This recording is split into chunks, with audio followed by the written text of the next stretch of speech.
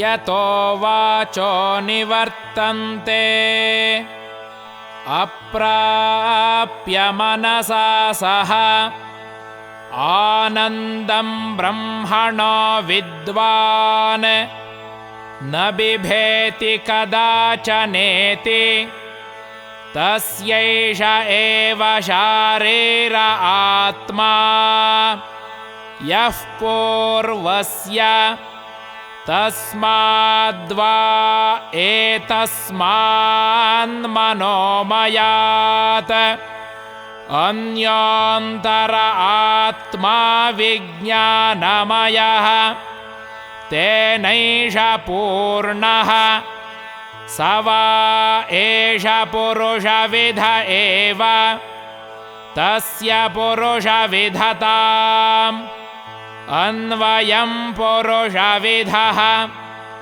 ತಸ್ಯ ಶ್ರದ್ಧೈವ ಶಿರಃ ಋತಂ ದಕ್ಷಿಣಃ ಪಕ್ಷಃ ಸತ್ಯಮುತ್ತರಃ ಪಕ್ಷಃ ಯೋಗ ಆತ್ಮಾ ಮಹಃ ಪುಚ್ಛಂ ಪ್ರತಿಷ್ಠಾ ತದಪ್ಯೇಷ ಶ್ಲೋಕೋ ಭವತಿ.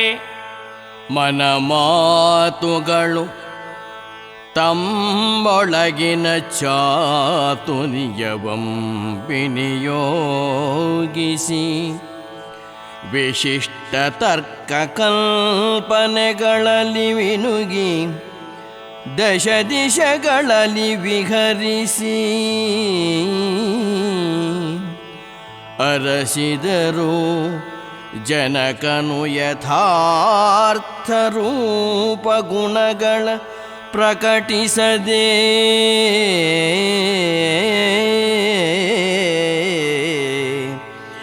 ಜನಕನು ಯಥಾರ್ಥ ರೂಪ ಗುಣಗಳ ಪ್ರಕಟಿಸದೆ ಸನಿಹ ಅಸ್ಫುಟವಾಗಿ ಸುಳಿಯೇ ನಿಜ ಕಾರಣವು ವಿನುತ ಸೂತ್ರಾತೀತ ಅಪ್ರಮೇಯವು ದೈವಂ.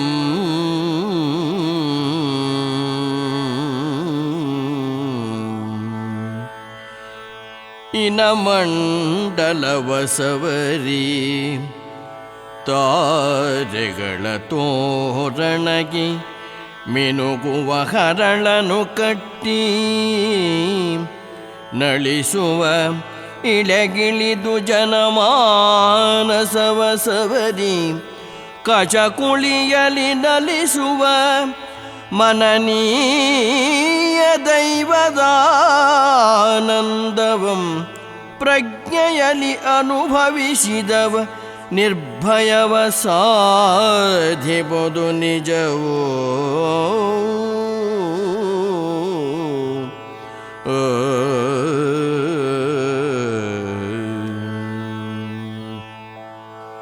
ಶ್ರದ್ಧೆಯಂ ಶಿರದಲ್ಲಿ ಧರಿಸಿ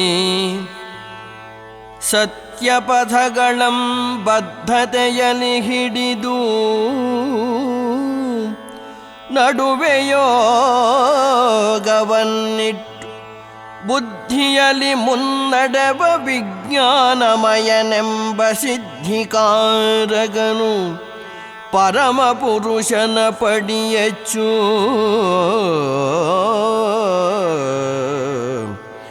ಶುದ್ಧ ಪಾತಳಿಯಲಿ ಮನೋಮಯ ಆತ್ಮನಲ್ಲಿ ಸಿದ್ಧ ಸಾಧನಗಳಂ ಮೀರಿ ಸಾಧ್ಯತೆಗಳಂ ವೃದ್ಧಿಸುವ ವಿಜ್ಞಾನಮಯನು ನೆಲೆಸಿ ಮನುಜನ ನಿದ್ದೆ ಕಳೆದರಸನು ಕಲಿಸಿ ತರುವನು ಉತ್ಕರ್ಷ.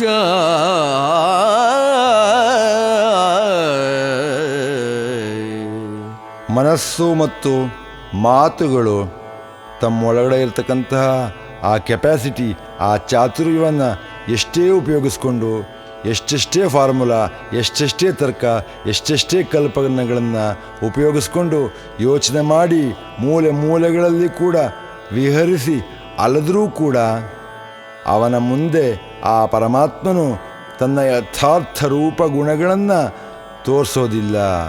ಯಾತಕ್ಕೆ? ಅಸ್ಫುಟವಾಗಿ ಮಾತ್ರ ಹಾಗಾಗಿ ಹೀಗೆ ಸುಳಿತಾ ಇರ್ತಾನಂತೆ. ಸಂಪೂರ್ಣವಾದಂತಹ ತನ್ನ ರೂಪವನ್ನು ತೋರಿಸೋದಿಲ್ವಂತೆ. ಅದಕ್ಕೆ ಕಾರಣ ಒಂದೇ ಒಂದು ಸರಳ ಕಾರಣ. ಏನು ಅಂತಂದರೆ, ಆ ಸೂತ್ರಾತೀತ ಅಪ್ರಮೇಯ ದೈವವು ಅವನು ಯಾವುದಕ್ಕೂ, ಯಾವ ಸೂತ್ರಕ್ಕೂ ಅವನು ಮೀರಿದ್ದಾನೆ. ಹಾಗಾಗ್ಬಿಟ್ಟು ನಾವು ಯಥಾರ್ಥವಾಗಿ ಅವನನ್ನು ಅರ್ಥ ಮಾಡ್ಕೊಳ್ಳೋದಂಥದ್ದು ಬಹಳ ಕಷ್ಟವಾದಂಥ ವಿಚಾರ. ಹೀಗಿರುವಾಗ ಏನು ಮಾಡಬೇಕು? ಅದಕ್ಕೂ ಒಂದು ಉಪಾಯವನ್ನು ಕಂಡುಹಿಡಿದಿದ್ದಾರೆ.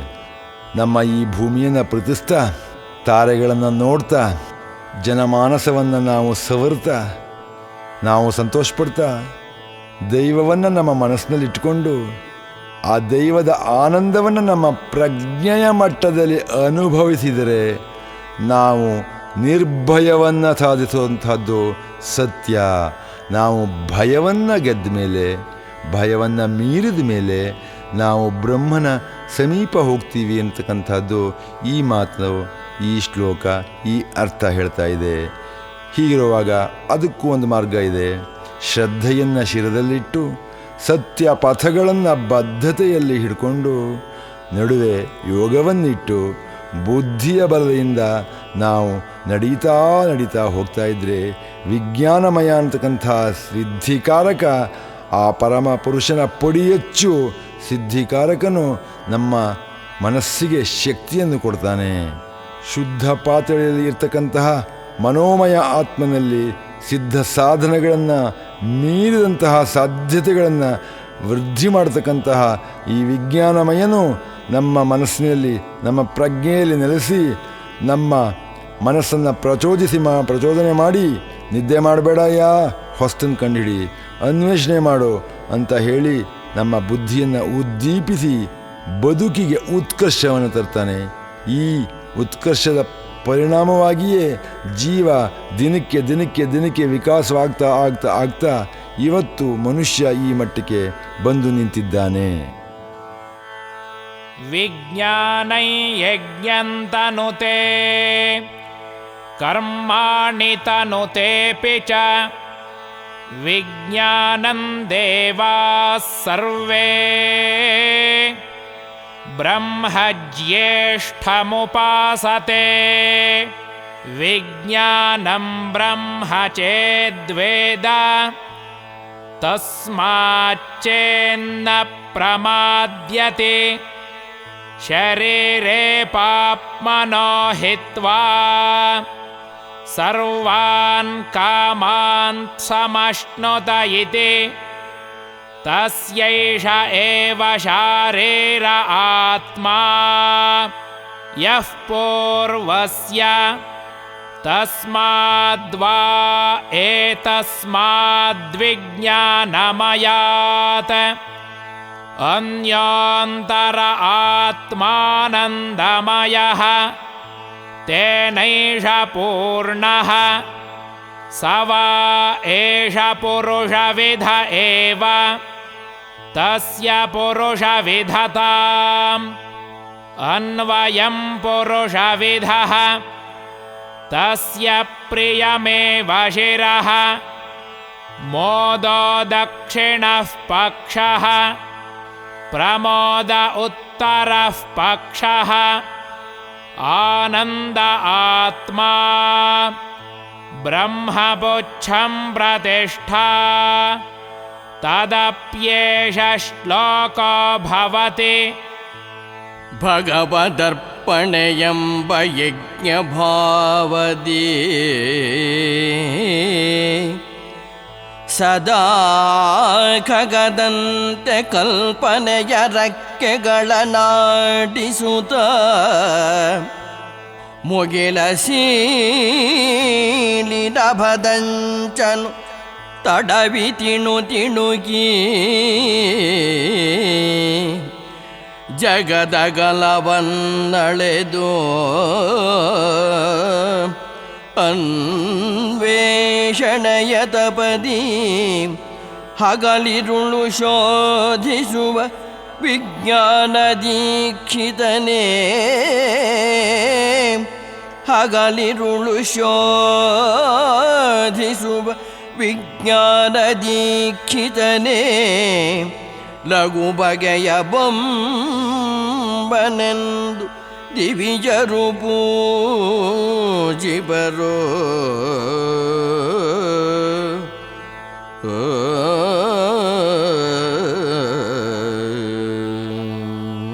ನಮ್ಮ ಕಣ್ಮುಂದೆ ಓಡಾಡ್ತಾ ಇರ್ತಕ್ಕಂತಹ ಬ್ರಹ್ಮ ಎಲ್ಲಪ್ಪ ಯಾರದು ಅಂತ ಕೆಲವು ವಿವರಣೆಗಳನ್ನು ಋಷಿಗಳು ಕೊಡ್ತಾರೆ. ಅದೇನಪ್ಪ ಅಂತಂದರೆ, ಭಗವಂತನಿಗೆ ಅರ್ಪಣೆ ಅನ್ನತಕ್ಕಂತಹ ಒಂದು ಯಜ್ಞ ಭಾವದಿಂದ ಯಾವಾಗಲೂ ಕಲ್ಪನೆಯ ರೆಕ್ಕೆಗಳ ಮೂಲಕ ಹಾರಾಡ್ತಾ ವ್ಯೋಮಗಳನ್ನು ದಾಟಿ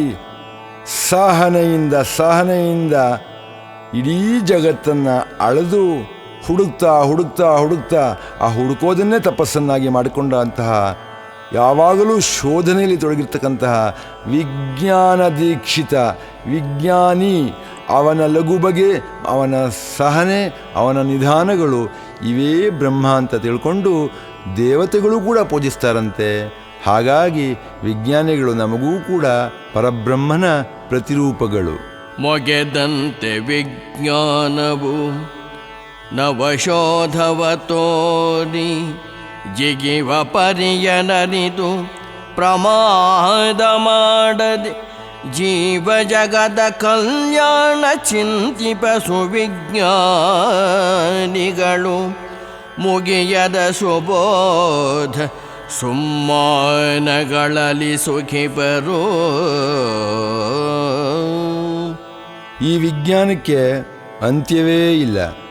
ಎಷ್ಟು ಅನ್ವೇಷಣೆ ಮಾಡಿದ್ರೂ ಕೂಡ ಹೊಸ ಬಾಗಿಲುಗಳು ತೆರೆಯುತ್ತವೆ, ಅದರ ಸಾಧ್ಯತೆಗಳು ವಿಪುಲವಾಗಿ ಬೆಳೀತಾ ಹೋಗುತ್ತವೆ. ಆದರೆ ಅಲ್ಲಿ ಒಂದು ಪ್ರಮಾದವಾಗುವಂತಹ ಒಂದು ಅಪಾಯ ಇರುತ್ತೆ. ಈ ಪ್ರಮಾದದ ಅಪಾಯವನ್ನು ತಿಳಿದುಕೊಂಡು ಕೇವಲ ಪ್ರಪಂಚದ ಜನರ ಮತ್ತು ಜೀವಕೋಟಿಗಳ ಕಲ್ಯಾಣಕ್ಕೋಸ್ಕರ ಯಾವಾಗಲೂ ಚಿಂತಿಸ್ತಾ ಒಳ್ಳೆಯ ವಿಜ್ಞಾನಿಗಳು ಕೇವಲ ಒಳ್ಳೆಯ ಸುಬೋಧದ ಸುಮ್ಮಾನಗಳಲ್ಲಿ ಮಾತ್ರ ಸುಖಿಸ್ತಾ ಲೋಕ ಕಲ್ಯಾಣಕ್ಕೆ ಏನು ಬೇಕೋ ಅದನ್ನು ಮಾತ್ರ ಅನ್ವೇಷಣೆ ಮಾಡ್ತಾ ಆ ಮೂಲಕ ಪರಬ್ರಹ್ಮನನ್ನು ಆರಾಧಿಸ್ತಾರಂತೆ. ಅಗಲದೆ ಮನೋಮಯನೊಳ ಆತ್ಮವಾಗಿ ಶಕುತಿಯ ಬಗೆಗಳಂ ಬಗಿದಿಡುವ ವಿಜ್ಞಾನಮಯನೊಳಗೆ ಬಿಗಿ ಬಂಧನದಿ ನೆಲೆಸಿದ ಆನಂದಮಯನೆಂಬ ಮಿಗಿಲಾದವನು ಪರಮ ಕಣನ ಸಾಕ್ಷಾತ್ಕಾರ.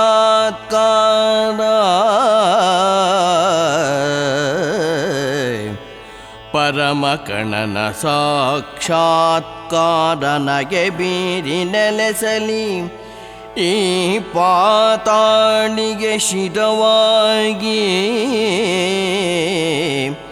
ಸೊಗಸಾದ ಪ್ರೇಮವಿದೆ ಮೋದ ಪ್ರಮೋದಗಳು ಅಗಣಿತ ಗುಣ ವಿಶೇಷಣಗಳಾಗಿ ಕಂಗೊಳಿಸೆ. ಅಗಣಿತ ಗುಣ ವಿಶೇಷಣಗಳಾಗಿ ಕಂಗೊಳಿಸಿ ಮೊಗದ ಕೆಳಗಿನ ಮಧ್ಯ ದೇಹದಲ್ಲಿ ಆನಂದ ವಿಗತಾಗನಿದ್ದು ಬೊಮ್ಮನ ಪ್ರತೀಕ್ಷೆ ತರುವನು.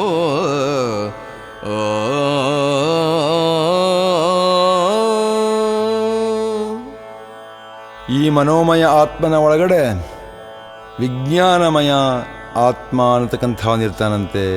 ಅವನು ಶಕ್ತಿಯ ಬಗೆಗಳನ್ನು ಶೋಧಿಸ್ತಾ ಹೋಗ್ತಾನಂತೆ. ಅಂತಹ ವಿಜ್ಞಾನಮಯನ ಒಳಗೆ ಇನ್ನೂ ಒಬ್ಬ ಇದ್ದಾನೆ. ಅವನು ಯಾರು ಅಂತಂದರೆ ಆನಂದಮಯ ಆತ್ಮನು ಈ ಪರಮಕಣನ ಸಾಕ್ಷಾತ್ಕಾರದ ನಗೆಯನ್ನು ಬೀರ್ತಾ ಈ ವಿಜ್ಞಾನಮಯನ ಒಳಗಡೆ ನೆಲೆಸಿರುವಾಗ ಅದರ ಶಿರವಾಗಿ ಪ್ರೇಮವಿದೆಯಂತೆ.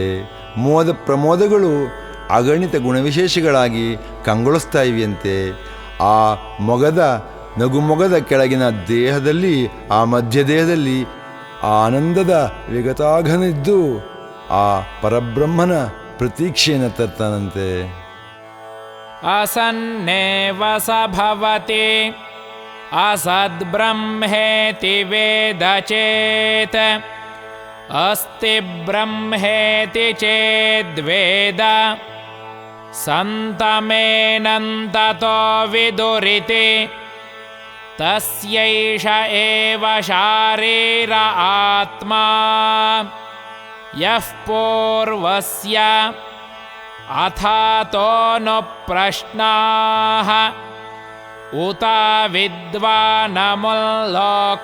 प्रेत्य कश्चन गच्छति आहो विद्वानमुल्लोकं प्रेत्य कश्चित् समश्नुता ओ सोकामयत बहुस्यां प्रजायेयेति सतपोतप्यत सतपस्तप्त्वा इदगो सर्वमसृजत यदिदं किञ्च तत्सृष्ट्वा तदेवानुप्राविशत् तदनुप्रविश्य सच्चत्यच्चाभवत्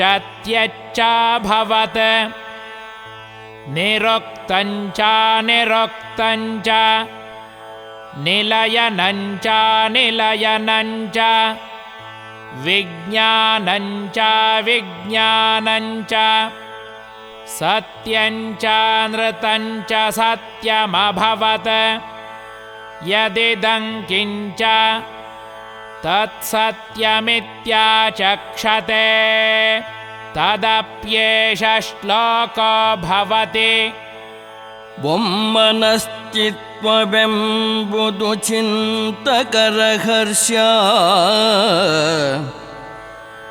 ಉಮ್ಮಳಗಳ ಹೆಣೆವ ನಿರೂಪಣೆಯ ತರ್ಕಗಳ ಹೆಮ್ಮರವನಾಧರಿಸುತ್ತಿದನು ಒಬ್ಬನಿಗೆ ಲೋಕ ಕಮ್ಮಟವು ಬೊಮ್ಮನ ಕಲಾಕೃತಿಯ ಹಾಗಿರಲು ಚಿಂಬುವ ಚಿಲುಮೆಯ ವೀರಂಗ್ಯ ದೈವವೆನುವುದು ಜುಮ್ಮು ಹಿಡಿದ ಜಡಮನಗಳ ಶುಷ್ಕ ಕಲ್ಪನೆಯೋ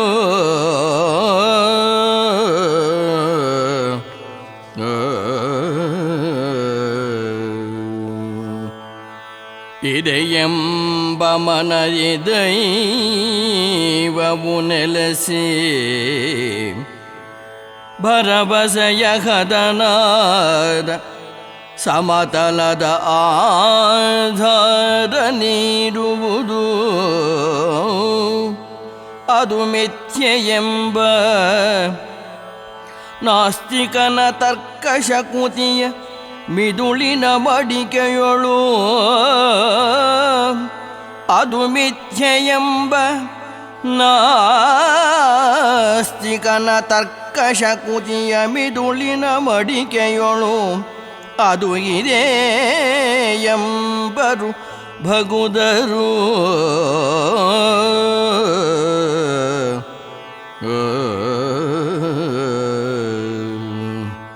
ಬ್ರಹ್ಮವನ್ನು ಸತ್ಯ ಅಂತ ತಿಳ್ಕೊಂಡ್ರೆ ಸತ್ಯ, ಸತ್ಯ ಅಲ್ಲ ಅಂತ ತಿಳ್ಕೊಂಡ್ರೆ ಅಸತ್ಯ ಅಂತ ಒಂದು ವಾಕ್ಯ ಇದೆ.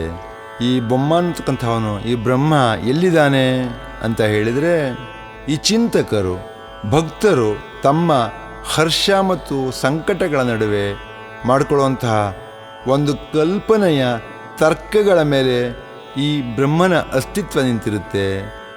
ಹೀರುವಾಗ ಇನ್ನೊಬ್ಬಂಗೆ ವೀರಂಗೆ ಏನು ಹೇಳ್ತೀರಿ ನೀವು, ಈ ಬ್ರಹ್ಮನ ಕಲಾ ಕಮ್ಮಟ ಅಂತ ನೀವೇನು ಹೇಳ್ತಾ ಇದ್ದೀರೋ ಅದೆಲ್ಲ ಸುಳ್ಳು, ಎಲ್ಲವೂ ಕೂಡ ಇಂತಹ ನಂಬಿಕೆಗಳು ನಿಮ್ಮಂಥ ಜುಮ್ಮು ಹಿಡಿದಂತಹ ಜಡಮನಗಳ ಶುಷ್ಕ ಕಲ್ಪನೆ ಅಂತ ಅವನು ಹೇಳ್ತಾನಂತೆ.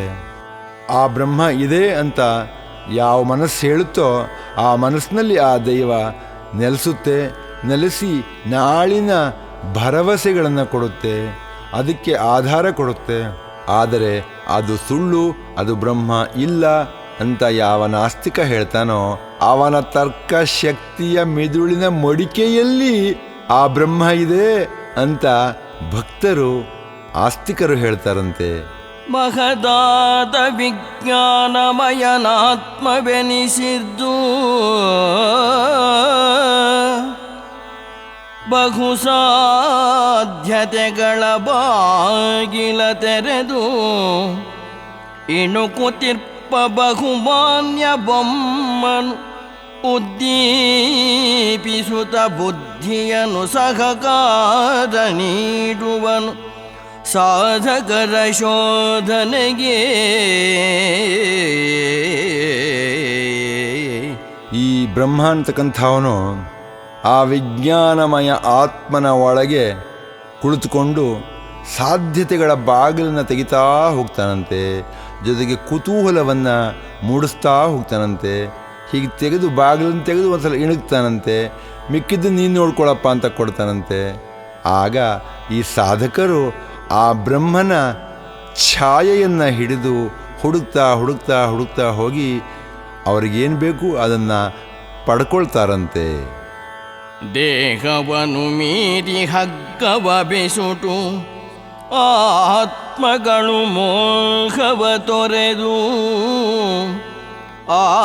ಆಗಸಪಥದಲ್ಲಿ ನಡೆವಾಗ ಬಾಹುಗಳ ತೆರೆದು ಬೊಮ್ಮನು ಪ್ರಾಜ್ಞ ಅಜ್ಞಾನಿ ಬಾಹುಳರನೆಲ್ಲರನು ಸಮನಾಗಿ ಸ್ವಾಗತಿಪ ಮಾಹಿತಿಯ ಶಿಷ್ಯನು ಗುರುಚರಣದಿ ಕೇಳುವನು.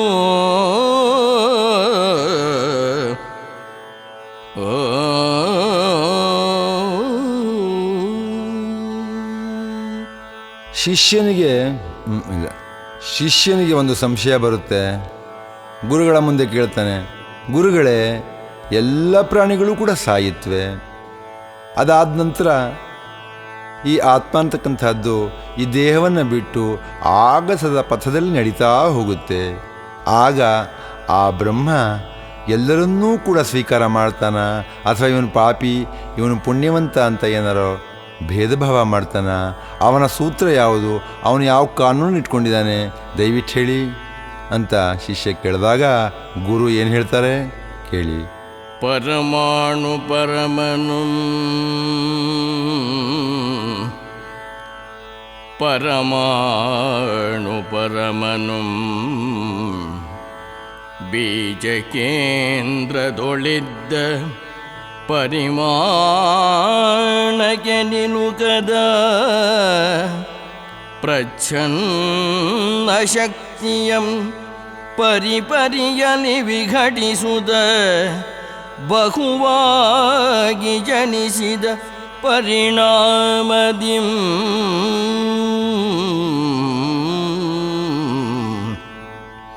ಸರ್ವ ಆಕಾಶಕಾಯಗಳು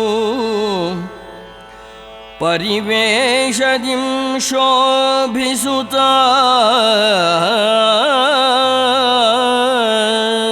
ಸರ್ವ ಆಕಾಶಕಾಯಗಳು ಪರಿವೇಶದಿಂ ಶೋಭಿಸುತ್ತ ಜೀವಜನ್ಮಕ್ಕೆ ಪರಿಭಾಷೆಯಂ ತ್ರಜಿಸಿ ಪರವಿರೋಧ ಗುಣಗಳ ಬರೆಯೇ ಪರವಿರೋಧ ಗುಣಗಳ ಬರೆಯೇ ಜಗವು ಗುಣತ್ರಯದಿ ತುಳುಗಿ ಸನ್ನಿಧಿಯ ಕುರುಹನು ಸಕಲ ಚೇತನ ಜಡಗಳಲ್ಲಿ ಹರಡಿತು.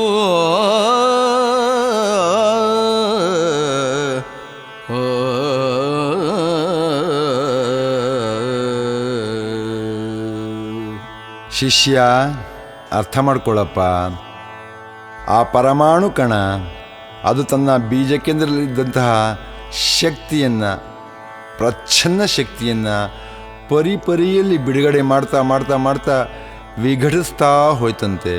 ಆಗ ಸಾವಿರಾರು ಲಕ್ಷಾಂತರ ಕೋಟಿ ನಕ್ಷತ್ರಗಳು, ಆಕಾಶಕಾಯಗಳು, ಗ್ರಹಗಳು, ಹಾಗೆ ಭೂಮಿ ಇವೆಲ್ಲವೂ ಕೂಡ ವಿವಿಧ ಬಗೆಗಳಲ್ಲಿ ಶೋಭಿಸ್ತಾ ಈ ಭೂಮಿಯ ಮೇಲೆ ಜೀವಕ್ಕೆ ಯಾವುದೋ ಒಂದು ಅಮೃತ ಘಳಿಗೆಯಲ್ಲಿ ಒಂದು ಪರಿಭಾಷೆ ಅಂತಕ್ಕಂಥದ್ದು ರಚನೆಯಾಯಿತು.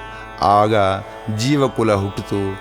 ಭಿನ್ನ ಭಿನ್ನ ಜೀವಕುಲಗಳನ್ನು ಬೆಳೆಸಬೇಕು, ಪ್ರಭೇದಗಳು ಜಾಸ್ತಿ ಇರಬೇಕು ಅಂತ ಭೂಮಿ ತೀರ್ಮಾನ ಮಾಡಿಬಿಟ್ಟು ವಿಧ ವಿಧವಾದಂತಹ ಜೀವಕೋಟಿಗಳನ್ನು ಬೆಳೆಸಿದಾಗ ಆ ಗುಣತ್ರಯಗಳು ಹುಟ್ಕೊಂಡು ಆ ವಿಭಿನ್ನ ಗುಣಗಳ ಭಿನ್ನ ಭಿನ್ನ ಪ್ರಾಣಿಗಳಲ್ಲಿ ಹಾಗೆಯೇ ಸಮಾನ ಕುಲಗಳಲ್ಲಿ ಕೂಡ ಭಿನ್ನ ಗುಣಗಳು ಹುಟ್ಕೊಳ್ಳುತ್ತಂತೆ.